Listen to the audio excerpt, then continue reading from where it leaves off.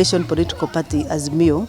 So in the purest form of a political party we have 89, and then we add one which is Azimio la Umoja One Kenya Alliance as a coalition political party. So in total they make 90, and those were the parties that were there even during the 2022 general elections. However, there are other Kenyans who are registering political parties. And we have about 15 also Kenyans who are progressing to register political parties. But in terms of reservation of names, we have in the thousands Kenyans reserve name for political parties, but others do not come back to register the political parties. Others come, and sometimes along the way they abandon the process.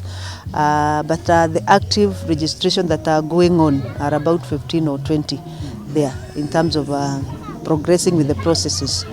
Yeah, it takes about 270 days legally to register political parties.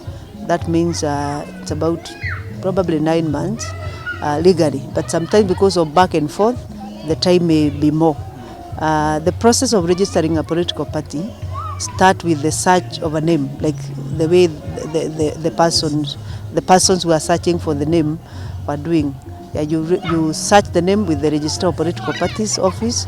We have a system that you actually just key the 5 names, and out of those 5 names on the system you are going to see which name has been approved, because the system is able to search against all the other names that have been applied for. And we ask any Kenyan to apply for at least 5 names. You can apply 10, like the letters I see circulating, more. But then finally we are going to choose one name out of that. That is one that is compliant with the law, and number 2 that does not have another party going by that name or abbreviation. So we look at all that as provided in Section 8 of the Political Parties Act. So from there, the Kenyan will proceed and look for a symbol and a slogan, and we go through the same process. From there, now it becomes the issue of founder members now bringing minutes of how the party has been founded, and then constitution, manifestos, nomination and election rules, going for, and we do a lot of back and forth. We give them professional registration to go and look for members and to populate their political party. At least 24,000 members who are registered voters, 1,000 in majority of the counties, which make 24 counties. And finally, we go now for the full registration. So all those processes, we have a lot of back and forth with the applicant, who must be at least three of those applicants. So we have a lot of back and forth in terms of making sure that they are compliant with the law. United Democratic. Nominated as? The CSS. Oh, the CSS. Those who are nominated as CSS and they are not in the government. Oh, okay.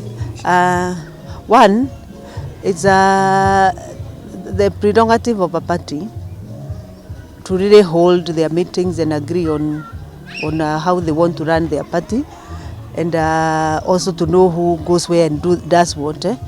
But I want to refer to your media briefs and the conversations that have been going on.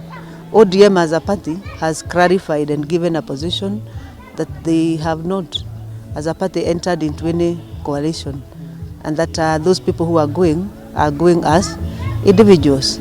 Unless we see something different, for us, we want the party to defend its own position. Yeah, because unless they have filed something with us in terms of a coalition and telling us that we have entered into this coalition, we cannot purport that those people are going there as ODM as a party. If the party says they have not, we cannot come and contradict them. They are saying they are going there as individuals. So we need the party to defend its own position. Yeah. We have a strong opposition right now in this country.